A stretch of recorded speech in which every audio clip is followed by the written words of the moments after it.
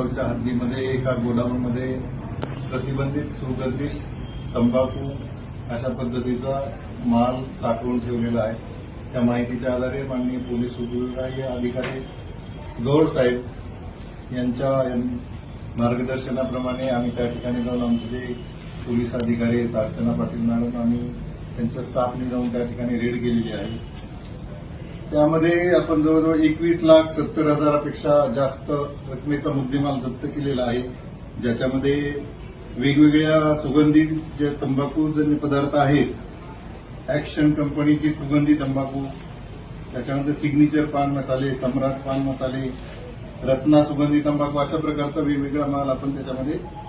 जप्त केलेला आहे। या टीममध्ये आमचे अर्चना पाटील मॅडम, विशाल जाधव, पोलीस हवालदार अभिजित कांबळे, मखरे, तुपे, किवळे, चिल्ले अशा सर्वांनी